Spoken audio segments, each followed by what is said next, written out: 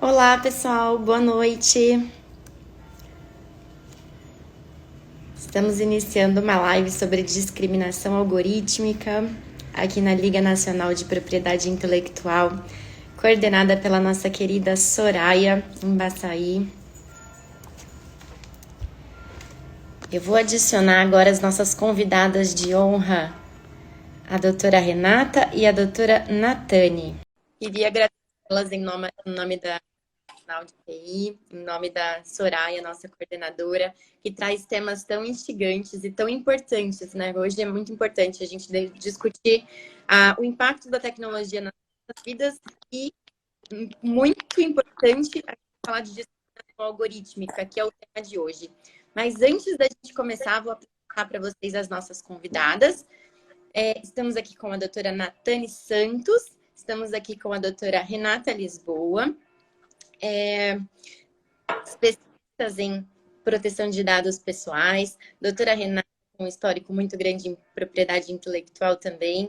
Natane, seu currículo é gigantesco, mas acho que vale aqui mencionar que você faz uma pesquisa específica nesse tema de discriminação algorítmica. Então, trouxemos aqui pessoas muito selecionadas para conversar sobre esse tema tão importante. E, bom, eu sou a Pietra, coordenadora da área de Direito Digital do Mansur Morad Advogados, agora futura membro da Comissão de PI da OAB do Guarujá e doutoranda na USP também, estudando tecnologia. Mas então, vamos começar. Eu passo a palavra para vocês melhor se apresentarem. Acho que os currículos são tão grandes que eu me perco aqui. Se vocês quiserem se apresentar, fazer alguma saudação inicial, depois a gente já passa para a nossa discussão. Então, já que a Natane não... Ah, desculpa. Pode ir, Renata. Não, fica à vontade. Eu vou ser bem breve, porque eu acho que a conversa é muito boa e vou deixar o espaço para a nossa conversa, que com certeza será maravilhosa.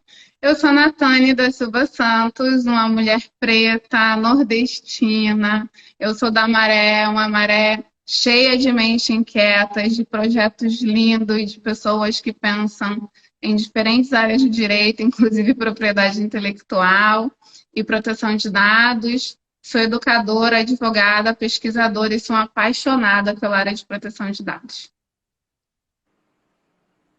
Muito bom. A Natane é sensacional, gente. A Pietra também. Eu não vou me apresentar, prefiro falar sobre temas do que falar sobre a minha pessoa. Essa é a grande realidade. Então, vamos conversar. Eu espero contribuir nessa noite. Muito mais para causar...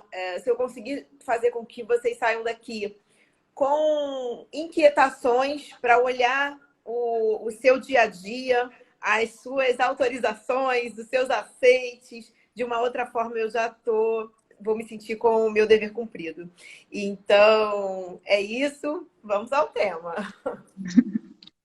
Bom, então, como já falei, nosso tema é discriminação algorítmica, que é algo que estamos hoje tão propensos a passar. Eu queria perguntar a nossa questão, pedindo para a doutora Renata contextualizar um pouquinho. O que é discriminação algorítmica, doutora Renata? Vamos lá, antes da gente falar de discriminação, a gente tem que pensar no que é esse algoritmo aí que está permeando todas as nossas decisões, as nossas ações e muitas vezes nos limitando. Então, para descomplicar, o algoritmo é um conjunto de informações que vão sendo rastreadas conforme o nosso dia a dia, conforme as nossas escolhas, e elas são lidas por um terceiro que vai, de uma maneira estratégica, usar essas informações em seu benefício. Então, esse é numa fala bem curta e bem simplificada, o que são esses algoritmos. Quando a gente fala de discriminação, e aí eu vou até ler, porque eu acho que não quero correr o risco de não ser precisa. Eu gosto muito da definição de que discriminação é a conduta. Então, nós vamos falar hoje sobre meios. Não vamos necessariamente estar falando de finalidade, mas sobre meios, sobre formas, sobre ações, sobre decisões que são tomadas e que acarretam, em alguma medida, algo que pode ser discriminatório. E aí é a conduta de transgredir os direitos de uma pessoa, então a gente também já está dando um outro direcionamento, baseando-se em raciocínio, e é isso que eu gosto, sem conhecimento adequado sobre a matéria, tornando-a injusta e infundada. Então, é sobre isso que a gente vai falar ao final. Então, nosso papo vai ser sobre como esse uso dessas informações que a gente acaba concedendo pelo bando de aceites que a gente dá, muitas vezes sem ler, outras vezes sem entender, outras tantas por falta de opção, porque muitas das nossas vezes esse aceite ele é sem opção, e que ao final essa conduta vai de alguma forma gerar uma injusta ou infundada decisão. Só acho que é sobre isso que a gente vai falar nessa noite. Obrigada, doutora Renata. Eu vou te chamar de Renata, eu vou te chamar de Por Natânia. favor, né? Por favor, porque doutora Por favor. Renata... Obrigada, Renata. Bom, quando a gente fala de discriminação, a gente realmente fala de um mundo repleto de uma transmissão, compartilhamento e tratamento massivo de dados pessoais, né? Hoje as nossas pegadas digitais estão em qualquer ato que fazemos ou nas nossas omissões. E quando a gente fala em Web 3.0, isso se torna ainda mais frequente, ainda mais intenso. Então, isso tem muito a ver com as decisões automatizadas. E aí eu peço para a Nathani explicar para então o que é a discriminação algorítmica, né? O que é? Explique para a gente, dê exemplos, como você achar melhor um pouquinho sobre esse tema. Bem, como já foi falado, os algoritmos, já foi definido o algoritmo, mas eu gostaria de acrescentar que os algoritmos, eles são códigos políticos, socioeconômicos e culturais também. Então, é importante entender isso porque decisões algorítmicas está relacionado com isso. Decisões algorítmicas, a gente podia passar uma tarde aqui falando sobre, né? Mas a gente pode, resumidamente, dizer que são situações em que um algoritmo ele toma decisões excludentes em relação à questão de gênero, à questão de raça, dentre outros aspectos. Também pode estar relacionado ao CEP de uma pessoa, por exemplo. E é considerada uma nova forma de opressão, né? Nesse mundo que é um mundo tecnológico, né? Mas tem outros pesquisadores que falam de algoritmos de uma forma que eu gosto muito, como o Achille Mbembe, quando ele, na recente obra dele, Brutalismo, ele fala assim, que são mecanismos computacionais, modelagem algorítmica e a expansão do capital pela totalidade da vida. Ele diz que agora são um processo só. Está tudo misturado, porque a nossa vida está misturada pelos algoritmos, com algoritmos, e está sendo definida pelos algoritmos. Além disso, a pesquisadora e professora, Rua Benjamin, antropóloga, ela traz uma questão, um livro dela que fala sobre a corrida pós-tecnológica. Ela traz uma pergunta: será que a benevolência tecnológica vai nos consertar? Porque tem-se a impressão de que os algoritmos eles são mais justos, eles são mais neutros, eles são mais imparciais, mas será que... né? O próprio professor Stefano Rodotà, que é referência para todos nós, ele, há anos atrás, trouxe a questão, né? Se estamos vivendo a ditadura dos algoritmos. Então, nossa vida está sendo mediada e permeada, como já bem foi mencionado pela Renata, maravilhosa. E aproveito já para dizer que o curso da ABPI de Privacidade e Proteção de Dados é ótimo, já fica aí, gente, anota aí. Está sendo mediado por todas essas questões. E, para trazer uma referência aqui mesmo do Brasil e de pertinho, a cientista da computação, Nina da Hora, diz que matemática é um sistema de símbolos criado totalmente por humanos. E os dados são socialmente construídos. Então, os dados são socialmente construídos. E qual é a sociedade que a gente tem aqui enquanto Brasil? Qual é a sociedade que a gente tem mundialmente falando? Mas aqui a gente vai fixar mais em Brasil mesmo, né? Então, aspectos relacionados à sociedade, obviamente, eles vão aparecer dentro da tecnologia, porque não tem como ser diferente. Muito obrigada, Nathani. Outra autora que, quando você estava mencionando, eu me lembrei é a Kate O'Neill, que tem o livro Algoritmos de Destruição, Sim, sim. e traz Ela muitas exemplificações, traz muitas dessas discriminações que acontecem realmente. E aí eu te peço é. trazer para a gente. Uma das frases da Caitlin O'Neill que eu gosto muito é aquela de vivemos na era dos algoritmos, né? Cada vez mais decisões afetam nossas vidas. Aí tem uma parte do livro que ela fala assim, uma das coisas que mais me preocupa é que essas pontuações, os algoritmos que nos avaliam e pontuam o tempo todo, não são visíveis para nós.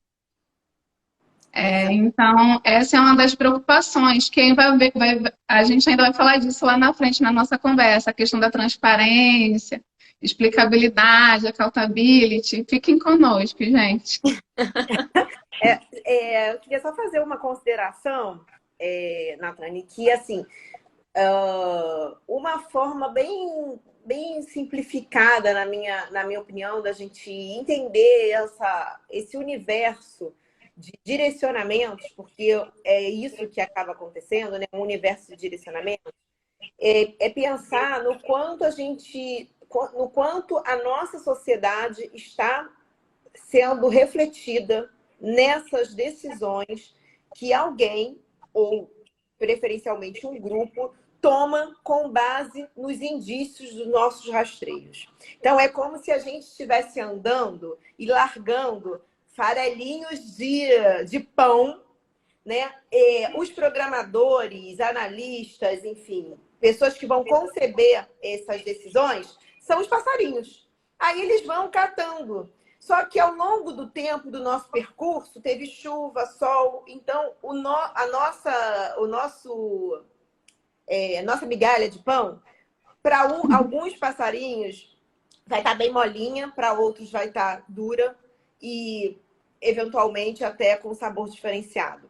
Então, isso tudo junto precisa ser refletido, porque isso não é necessariamente a gente. Isso são os indícios que a gente deixa. E aí vem...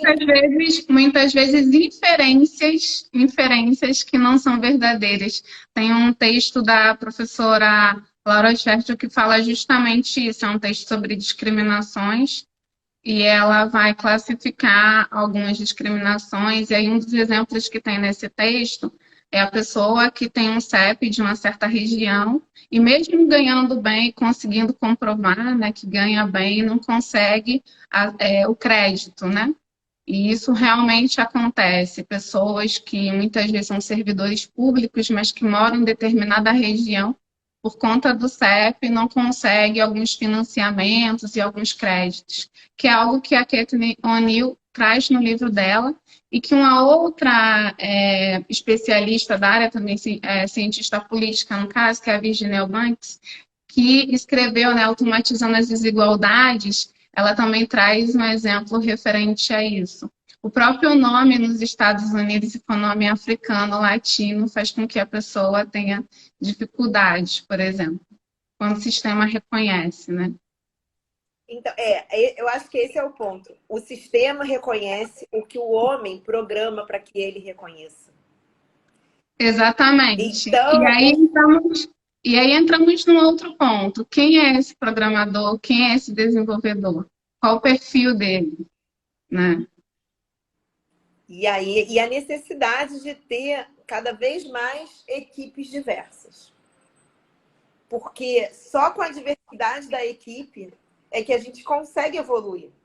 Né? Assim, como é que a gente vai pensar numa programação que, na verdade, vai antecipar decisões futuras, né? Porque é basicamente sobre isso que a gente está falando, né? Como impactar, tomar decisão com a informação que a gente recebe, sem estar com um olhar 360.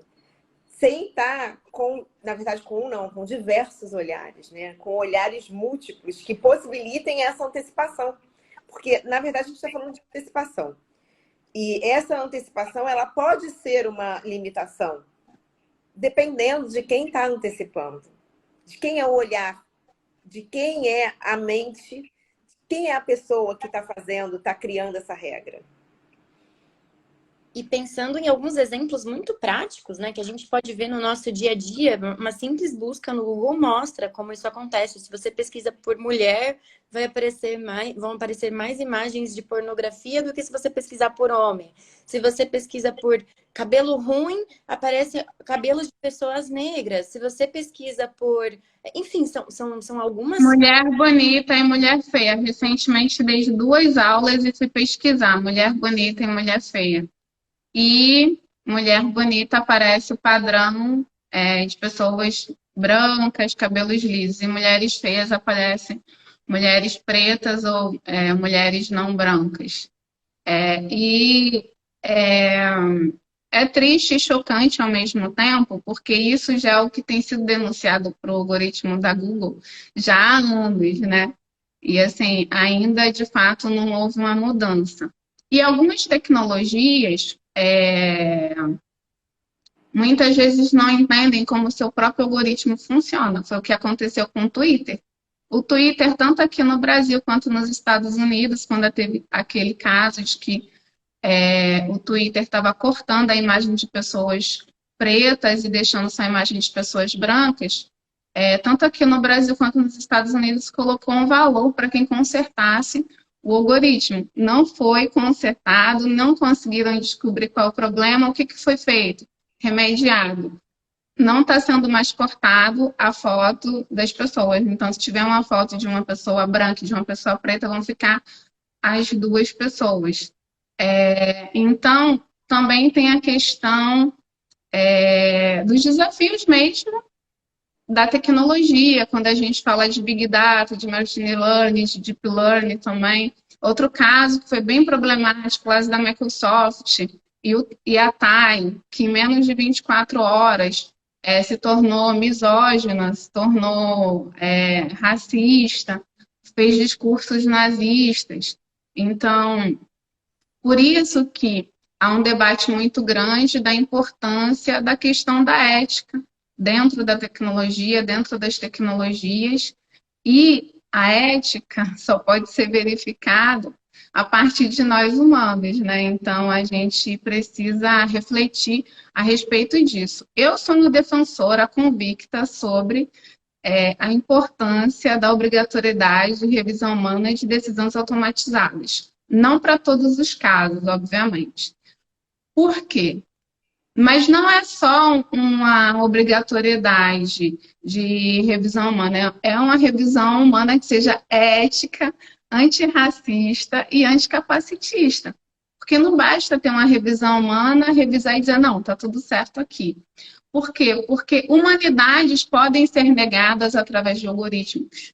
Vidas são decididas através de algoritmos, né? Não entrar, não saber de uma vaga de emprego pode mudar a vida de uma pessoa. Assim como há exemplos de que um algoritmo decide quem vai receber um fígado ou não nos Estados Unidos. Está lá na linha do racismo algorítmico do Tarcísio Silva, para quem quiser saber mais. E pessoas negras recebem menos fígado. Então, a tecnologia tem que estar a nosso serviço, a nosso favor, e há outros exemplos também, há exemplos bons, dos bons usos da tecnologia. Eu fiquei muito feliz quando o Pinterest, a coordenadora de pesquisa da equipe de produtos inclusivos, ela se pronunciou dizendo que eles estavam assumindo um compromisso com os chamados grupos subrepresentados. E aí ela diz que, por exemplo, na questão do cabelo, que é que as pessoas achem todo tipo de cabelo no Pinterest. Isso parece que é simples, mas isso é muito importante, sabe? Sim, porque não são apenas decisões simples, como você falou, mas questões que podem impactar questões de vida ou morte, né? No Brasil, a gente tem o exemplo do Credit Score, que foi autorizado, né? Enfim, houve uma decisão autorizando. E eu acho que a LGPD, ela deixa muito clara, né? Que a discriminação, que a diferença, né? Não a discriminação nessa parte prejudicial, mas a discriminação, ela pode acontecer desde que ela não seja ilícita ou abusiva. E aí o abusivo, que tem um liame muito, muito tênue, né? Como a gente vai descobrir o que é abusivo? É uma decisão que pode, então, ocasionar algum dano na vida de uma pessoa, mas muitas vezes o dano para uma pessoa não vai ser um dano para outra pessoa.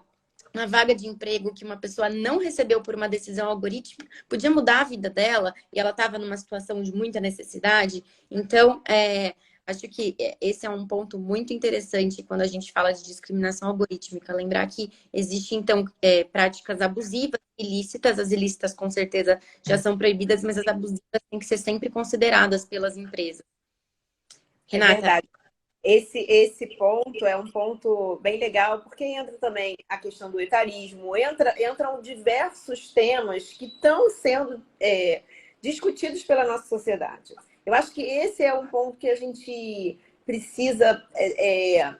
eu tenho sempre buscado ter um olhar crítico generoso com relação a esses exames. Porque eu entendo que, enquanto sociedade, a gente está se aperfeiçoando. A gente não está pronto. A gente vem avançando bastante, principalmente com relação às nossas questões sociais. Esses avanços, eles precisam, sim, se refletir nos algoritmos e nas decisões algorítmicas. Mas, mais do que isso, a gente precisa conseguir questionar aqueles que já tomamos, aquelas decisões já tomadas. Porque são essas decisões já tomadas, em que são reconsideradas, que conduzem para um outro fim, para um outro destino. E aí a gente volta que a discriminação é meio, não é fim. Então, se a discriminação é meio, a gente tem que estar sempre revisitando, porque os nossos padrões vão sendo alterados ao longo do tempo. Graças a Deus, né? Porque senão a gente estaria estacionado. Já que estamos em franca evolução, a gente está sempre revendo, repensando, reconsiderando, olhando de uma nova forma. E isso precisa estar refletido. E nem sempre está. Essa é a grande realidade e a gente precisa estar impulsionando para que isso esteja. A gente precisa, enquanto sociedade, estar questionando o suficiente e questionando e repudiando o suficiente para que esteja sempre em evolução, em exame, em reflexão e transparente, como a gente vai falar mais ao final. Mas, assim, às vezes a gente olha uma decisão que é algorítmica e que é discriminatória como uma coisa positiva. Quando saiu a notícia do Spotify de que nenhuma mulher tinha conseguido lá um ranking especial deles, eu não sei se vocês lembram, que aí a Anitta fez o movimento dela e conseguiu. Essa declaração do Spotify, ela é uma declaração que não é só de fato, ela é discriminatória. Porque, por óbvio, teve um corte para que isso se apresentasse. E gerou um movimento posterior, obviamente, que aí depois a gente... foram múltiplas as comemorações, mas o ponto inicial dessa conduta foi a discriminação algorítmica, que não teria razão para ser. Se ali é um espaço de música... Não importa qual é, não deveria importar questões de gênero para a decisão. Então, tão assim, por isso que eu digo que tem que estar sendo uma reflexão contínua, porque a gente comemorou. Ninguém falou em discriminação. Por que não? E aqui eu já trago até uma questão que o Pedro já estava na minha lista de questões para você ouvi-las, mas o Pedro antecipou. Vocês acham que a Lei Geral de Proteção de Dados é suficiente para banir essas práticas, para regulamentar, ou ainda falta uma regulamentação mais específica? Bem, é suficiente, uma palavra difícil. Eu acredito, primeiramente, que tem um ecossistema de proteção de dados, que nem tudo é LGPD, primeiramente, né? Eu acho que a gente tem um ecossistema de proteção de dados que tem que ser respeitado, porque foi construído com muito diálogo, com muita luta, com muita conversa. E sim, a LGPD traz aspectos importantíssimos quando a gente fala de discriminações algorítmicas. Tem o princípio da não discriminação. o próprio fundamento, que é a autodeterminação informativa, gente, isso é precioso, isso tem que ser respeitado, isso é algo que tem que ser consagrado, no sentido que a gente tem que ter muita atenção a essa questão. A gente tem uma Autoridade Nacional de Proteção de Dados que tem trabalhado muito, que é pequena para um país continental e que tem enfrentado uma série de desafios. Então, acho que a gente tem que fazer de tudo para respeitar a LGPD e temos, nós, enquanto profissionais do direito, temos o dever, inclusive, de fazer esse papel educativo e de conscientização, de respeito a LGPD em todos os ambientes que a gente esteja, seja dentro do escritório, seja conversando com a nossa avó no domingo à tarde, né? Então, eu acredito, sim, não só na Lei Geral de Proteção de Dados, mas no ecossistema de proteção de dados que nós temos também, que estamos construindo e a gente está mudando a história de proteção de dados nesse país. Tem desafios? Tem muitos, mas eu acho que a gente tem que se orgulhar do que a gente fez até aqui e a gente continuar nessa luta. Eu concordo com a Natane e eu acho que eu concordo até com o Pedro com a redação da pergunta dele, porque a LGPD é um instrumento, não é o único instrumento, né? Assim, eu sei que ele vai falar que eu sou chatíssima aqui, mas eu nem vou ler, mas é porque eu acho que é isso. Nós temos um conjunto de normas que garantem, sim, o fim dessa prática ou garante uma nova forma de atuar. Mas não acredito que a LGPD deve ser o único, não é, mas ela é também um instrumento para garantir o fim dessa prática. Mas como todo instrumento, não basta existir, não tem o fim nela mesma. Então, a nossa legislação, ela dá ela já tem a gente já tem os instrumentos, o arcabouço legislatório para efetivar e garantir o fim dessas práticas. Mas a gente precisa usar esses instrumentos. Primeiro, a gente precisa estar apto a reconhecer que eles são instrumentos úteis. Depois, a gente precisa divulgar, difundir essa informação. E, ao mesmo tempo, né, isso apesar de estar parecendo que é uma sucessão, mas não são ações conjuntas, é que eu falei, depois é que eu me toquei que eu estava falando como se fosse sucessão, mas não é, tudo junto e misturado. E depois a gente precisa também saber usar e saber exercer. Porque quem é do direito aqui, né, ouve desde sempre que quem não exerce seu direito não tem o direito de tê-lo. Então, precisamos saber que temos e exercê-lo, para que aí sim a gente veja um novo cenário aí acontecendo, como penso. Concordo totalmente.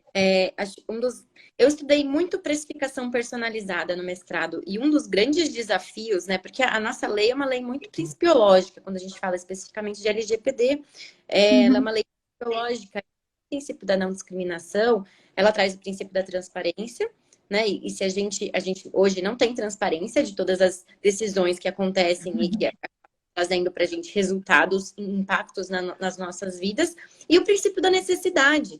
Então, assim, você justificar um tratamento de dados para perfilação de uma pessoa com base no princípio da necessidade é muito difícil, né? Porque como você prova que você realmente precisa daquele dado para chegar naquele resultado?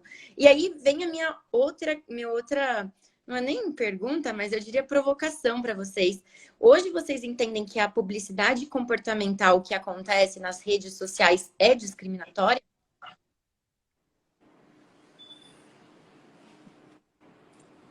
Depende.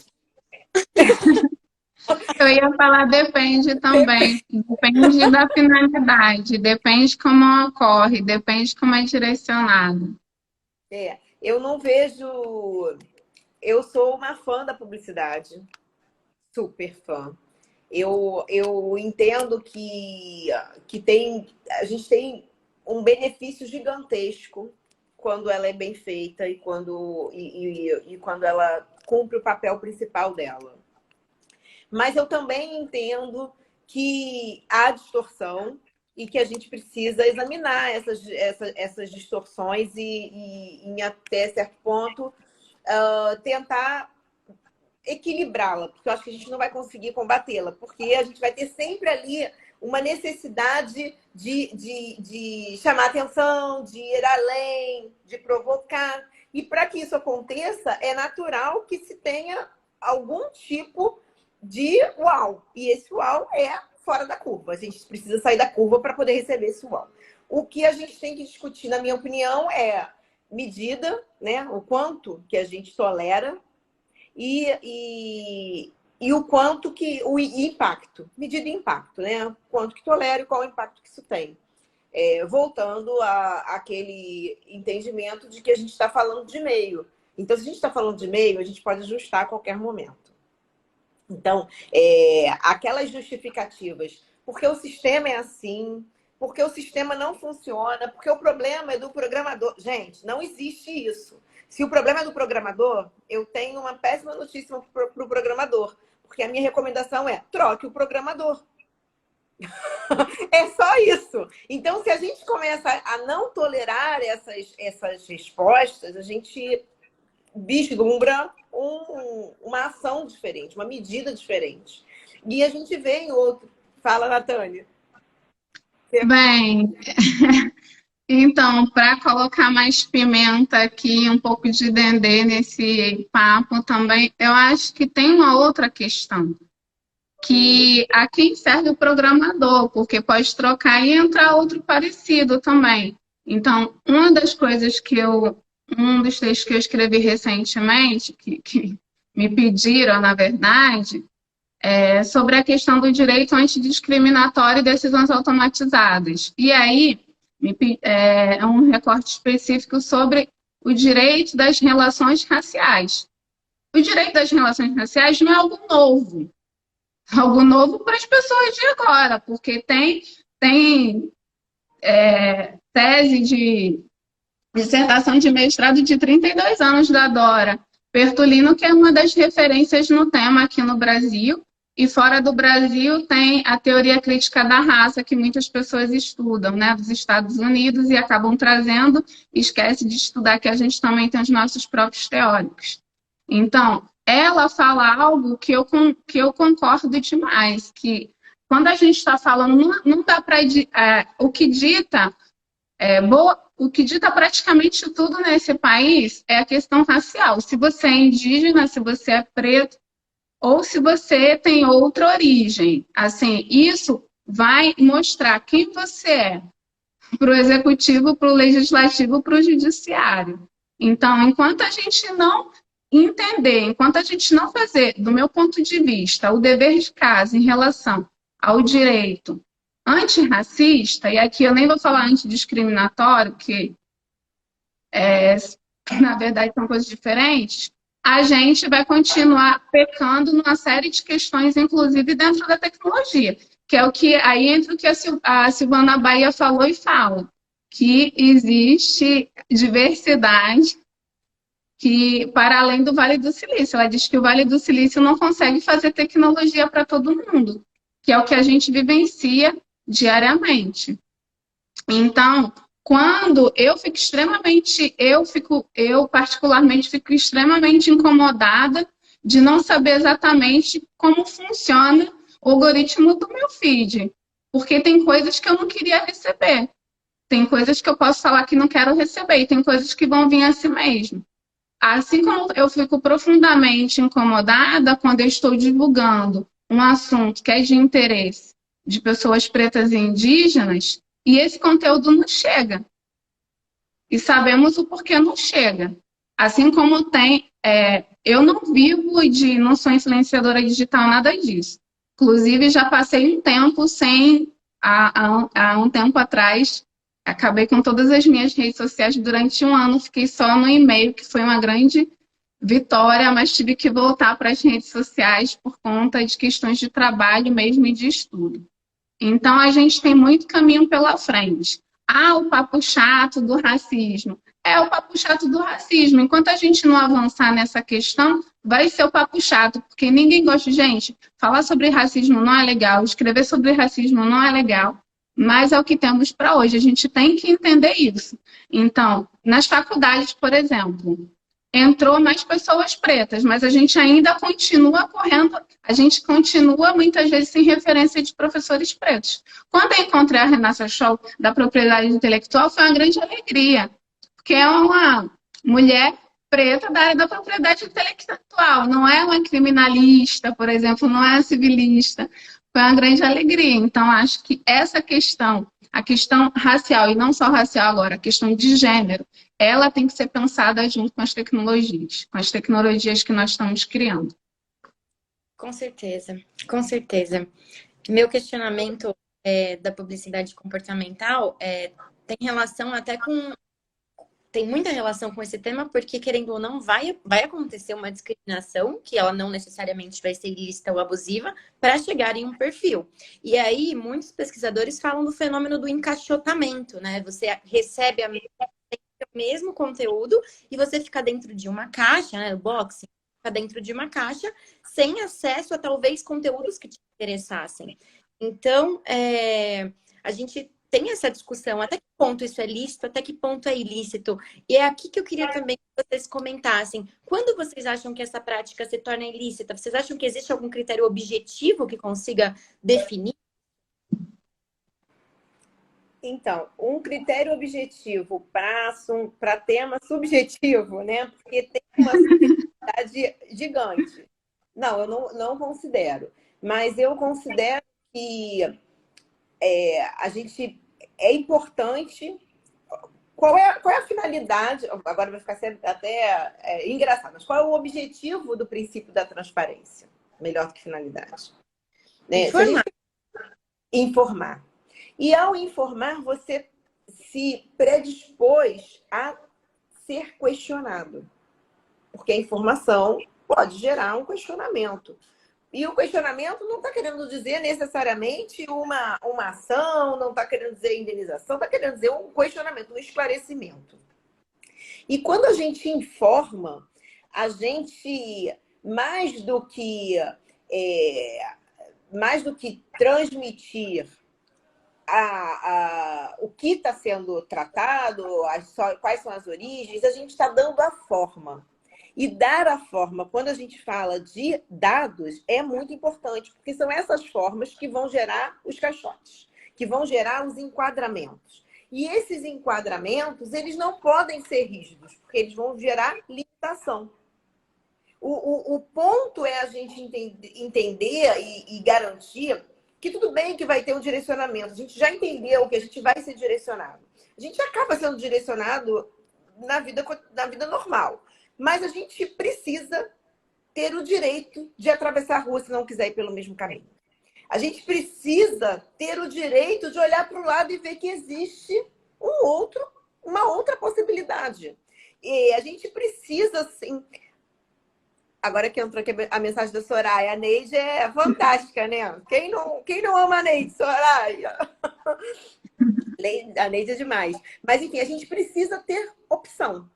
E toda vez que a gente entra num perfil fechado, né, que é criado com base nessas informações que não necessariamente são atuais, isso é um outro ponto, por isso que a gente tem que ter o direito de revisitar e redefinir, porque a gente tem o direito de mudar, e toda vez que a gente é enquadrado e não sabe de que forma a gente chegou até ali, o que levou aquele direcionamento, a gente não consegue mudar.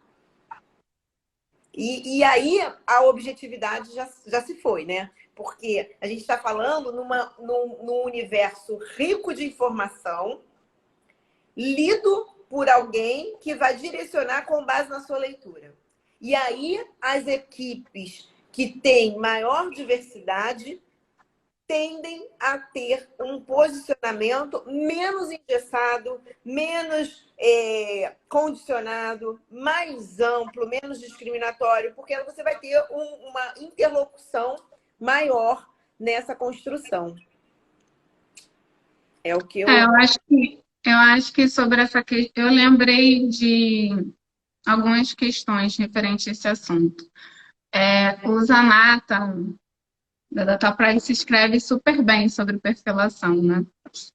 Assim, e Eu acho que tem uma questão que eu lembro que a professora Ana Frazão fala e eu concordo demais, até porque, enfim, a professora Ana Frazão, né, é uma das referências. Mas não só por isso, é porque ela é coerente, né, além de ser um amor de pessoa. Que sobre essa questão, né, de direito à explicação, transparência e tudo mais, como é que a gente pode dizer que tem livre-arbítrio se a gente não sabe exatamente como o jogo funciona? Eu acho que é justamente essas duas questões, né, que tanto o Zanata traz, a Ana Frazão, a própria professora Laura Chaves também fala sobre essa questão. Então, a propaganda do modo como ela funciona hoje não me agrada muito, assim, tipo, não... Acho que porque tem uma questão de subrepresentação, né? Quem está pensando esse modelo de propaganda e qual o fim, qual a finalidade? Que é um meio, mas que vai atingir algumas pessoas e formatar, enquadrar, conforme foi dito. Então, é isso. Como é que fica o nosso livre-arbítrio, de fato, diante disso? É a questão que eu fico pensando, realmente, eu, como a defensora do princípio da transparência, da explicabilidade e da obrigatoriedade de revisão humana de decisões automatizadas, porque a gente está falando aqui que propaganda define uma série de coisas, define visão de mundo, né? Define a gente está falando de direitos fundamentais, a gente está falando do princípio da personalidade, a gente está falando de coisa muito cara para o direito, né? E para nós, especialmente do direito. Então, acho que é algo que a gente precisa melhorar. Mas a gente está caminhando para isso. Renata, você ia falar alguma coisa? Não, eu estava falando que não é caro só para o direito, é caro para a pessoa e para a sociedade, para todos. Então, Sim, sim, é caro para todo mundo, mas o que acontece, Renata? Tem pessoas que nem sabem, ela é titular de dados, ela nem sabe o que é titular de dados pessoais. Então, a gente ainda está nesse caminho de educação em proteção de dados, de conscientização. Você faz uma palestra dentro de uma empresa, as pessoas, mas o que é esse tal de titular de dados pessoais? Infelizmente, dependendo da empresa, dependendo se é grande, ainda, então, há um caminho. Por isso que eu digo que, especialmente para a gente, não no sentido que eu acho que somos pessoas superdotadas, nada disso, estamos aqui, ninguém inventou a roda aqui. Mas nesse sentido que muitas vezes a gente tem a maior dimensão, de fato, do valor, do significado. Com certeza. E isso já leva para a minha próxima provocação. Se uma pessoa se sente lesada, a gente falou aqui, né? Muitas pessoas sequer vão se sentir lesadas porque elas não têm nem ciência do que está sendo decidido por elas. E eu falo isso por mim, né? Nós todos vivemos isso. E não só em questão de publicidade comportamental, como você falou, direcionamento de conteúdo como um todo. Inclusive informação, né? Então, esse é um ponto. Mas a pessoa que se sente lesada, quais são as ferramentas, os mecanismos que existem hoje e quais são as suas limitações? Renata, se você quiser responder essa. Vamos lá. A pessoa que se sente lesada, ela já está num nível de consciência que a gente deseja. Eu, pelo menos, acho que já é o esperado, né? Porque o passo anterior, ela está incomodada, mas ela não se sente lesada. Ela se sente só incomodada. E há uma diferença grande quando a gente está falando em incômodo e quando a gente está falando em se sentir lesada, porque justamente é além do incômodo, né? É superior a isso. Então, tem alguns passos que eu entendo que ela deva tomar nessa jornada, né? Então, se a empresa isso vem de uma empresa, né? Que está presumindo aqui que sim. O primeiro passo é ela verificar junto à empresa se tem a política de dados lá ok, se está divulgando o canal de contato e tentar, o primeiro passo, eu sempre acho, a minha veia conciliadora sempre é buscar e tentar solucionar da melhor forma possível, buscando primeiro informação e depois as alterações que considera pertinente. Esse, para mim, é o ponto zero. Eu entendo que na nossa sociedade a gente não tem a maioria com esse tipo de consciência e esclarecimento. Mas o ponto zero, o primeiro caminho é buscar quem está com a sua informação, saber como é que chegou ali, que informação é essa, o que é feito e tentar solucionar por essa via seria a minha primeira recomendação. Não sei se a Natane concorda com relação a isso ou não. Eu acho que é o diálogo, né? É o diálogo, a mediação e a conciliação, se possível, porque dependendo do que foi lesionado, aí já não cabe. Não é que não cabe, né? Mas para algumas questões não cabe. Por exemplo, caso de violência contra mulheres na internet, algo que cresce muito, muito, muito. Então, muitas mulheres informam e há uma pesquisa que fala isso aqui no Instagram, muitas mulheres sofrem violência na internet. E o Instagram, de 10 casos, resolve um. É o dado que temos. Então, às vezes, além de relatar, obviamente, o caso aqui, né, não falando do que aconteceu dentro de uma empresa, informar para o Instagram o que aconteceu e acredito que procurar outros meios. Depende muito, essa pergunta é muito ampla, depende muito do ambiente, se é um ambiente dentro de uma empresa, se é um processo seletivo, por exemplo, o dado de quem que é o titular também, né? Mas eu concordo com a Renata nessa questão do diálogo. O diálogo é sempre importante. Até para você ter informação para dar o próximo passo. Também é importante para isso, para você ter as informações necessárias ou a omissão dessa informação para o próximo passo. Obviamente, eu concordo em gênero, número e grau com a Natânia. A gente tem que ponderar o agente, né? Quem é que está cometendo esse ato e as consequências dele na sua vida diária, porque é isso que vai pesar o quão enérgica vai ser a sua ação e o quanto você vai precisar ir avançando. Uma outra ferramenta que é muito poderosa e que também ainda estamos na esfera não judicial, né? Não vamos aqui ficar pregando a judicialização das medidas, mas assim, que eu acho que é um meio adequado, é fazer perante a NPD. Então, se você se sente lesado, já tem as informações, já tentou, não é um pré-requisito, mas é uma forma de fazer, apresentar de uma maneira mais consistente e que vai dar agilidade, vai propiciar um resultado mais favorável. Se não está resolvendo, esse é o caminho, né?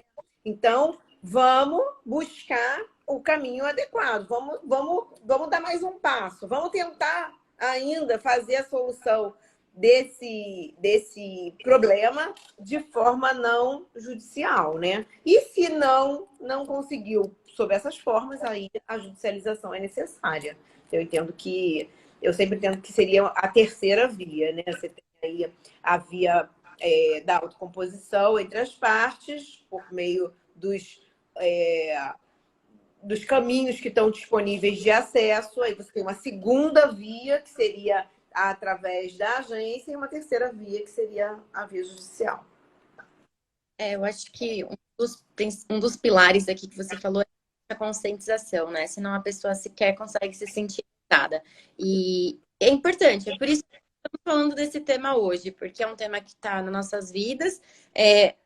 Pode ser que sejamos de forma muito pequena, e isso não faz com que a gente se movimente para pedir uma explicação, mas hoje a gente tem sim ferramentas que permitem que a gente clame por esse direito. Por exemplo, a própria revisão, o acesso aos dados, a possibilidade de solicitação da revisão da decisão automatizada, que existe uma limitação hoje, porque na nossa lei não consta a necessidade da revisão humana, justamente o tema que a Natane estuda, né? Hoje talvez a autoridade nacional se manifeste sobre isso, né? Igual acontece na União Europeia, que essa revisão tem que ser feita por um humano, por uma pessoa natural. E, enfim, além disso, a gente tem autoridades aí, se for um consumidor, tem outras autoridades também que podem ser competentes com base em outras leis, disposições legais.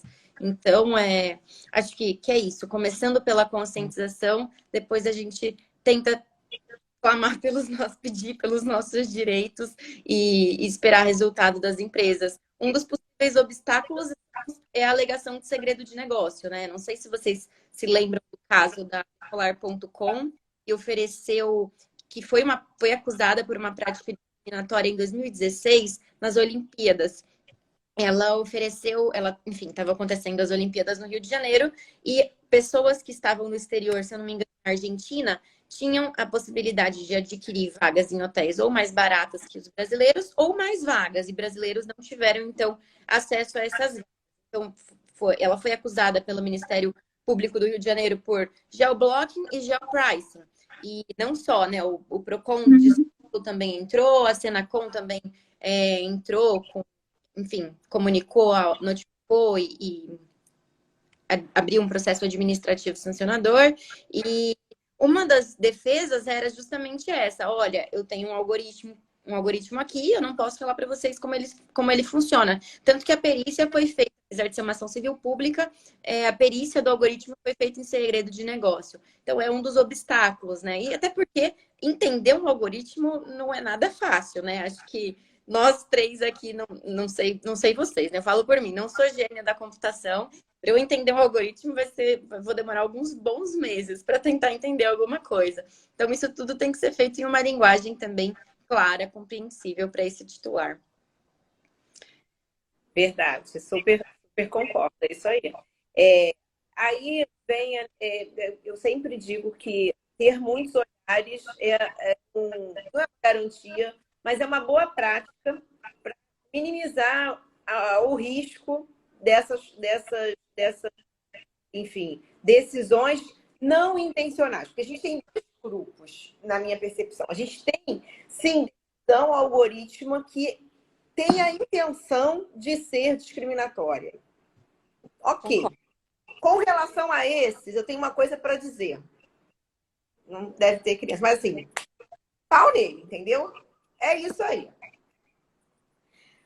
Agora, tem um grupo também relevante que não é intencional, que é por erro, por falha do programador, por falha da estratégia, por não ter vislumbrado aquela possibilidade.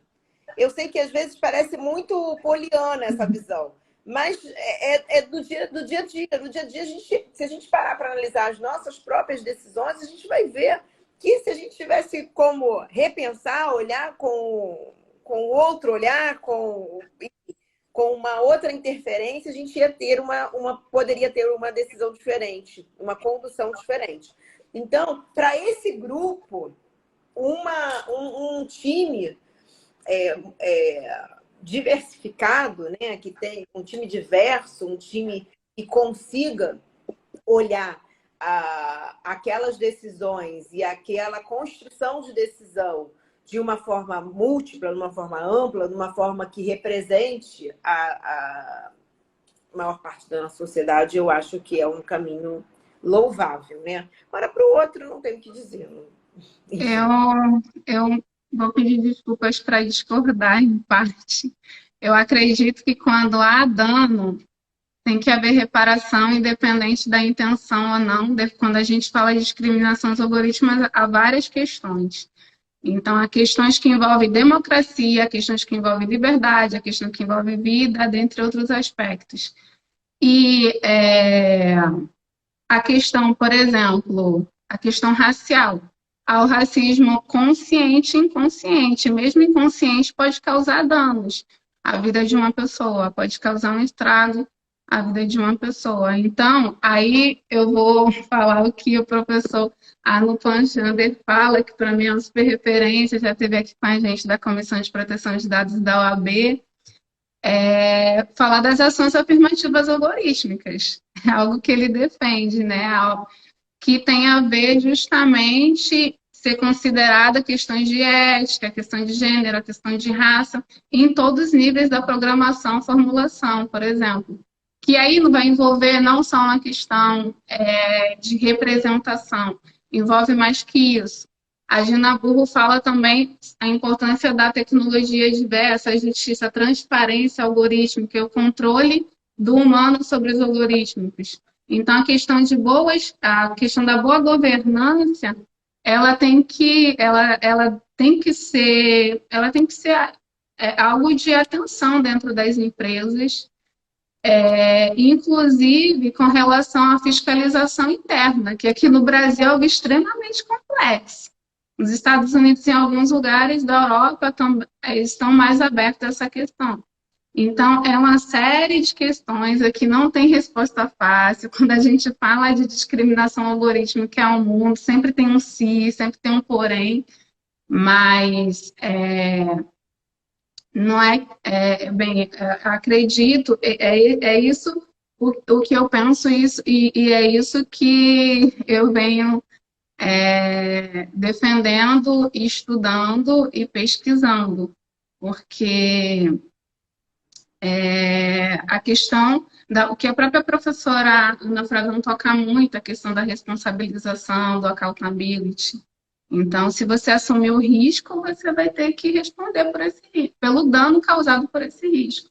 Se é consciente, se é inconsciente, mas se houve um dano, acredito que é o que a professora Kate Moore também pensaria a respeito.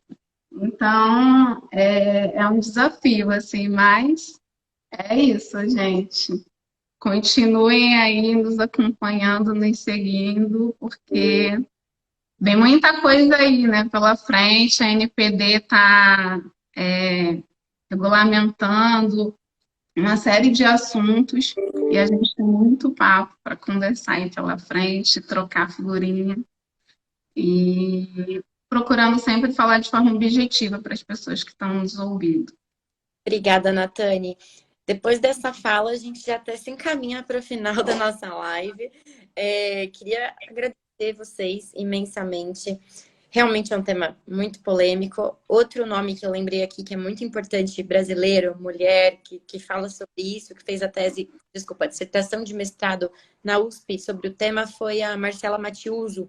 Está em inglês, se eu não me engano, a dissertação dela, mas está disponível no acervo da USP ou na própria Biblioteca da São Francisco, para quem tiver interesse. É um texto muito rico também, cheio de informação. Então, eu abro aqui para as considerações finais da Renata, da Nathani, e depois a gente finaliza a nossa live, já agradecendo a todo mundo que está nos acompanhando hoje. Eu agradeço também ao convite, a oportunidade da gente trazer um tema em construção, né? Porque a gente trouxe um tema que a gente está construindo enquanto discute, né?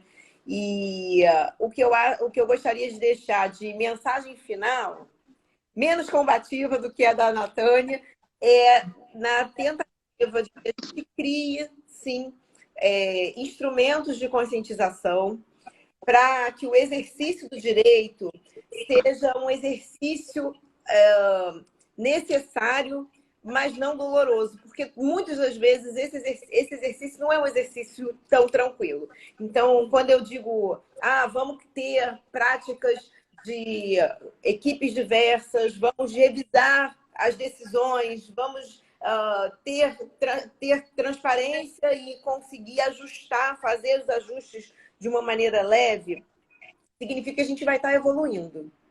E essa evolução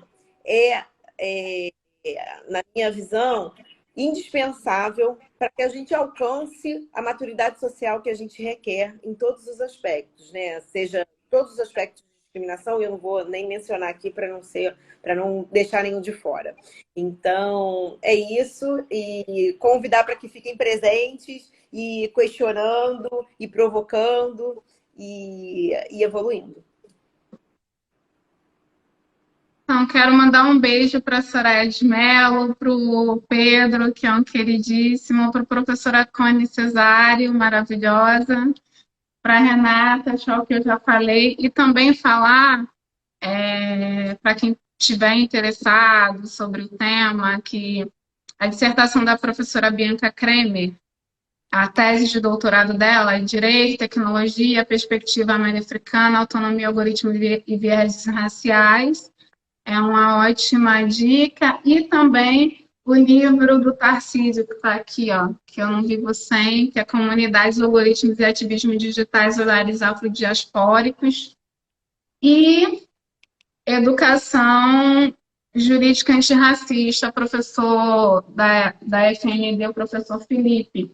Deixar essas referências aí para quem quiser e dizer que não tem caminho fácil. Eu realmente sou igual Sueli Carneiro, uma filósofa que para mim é referência.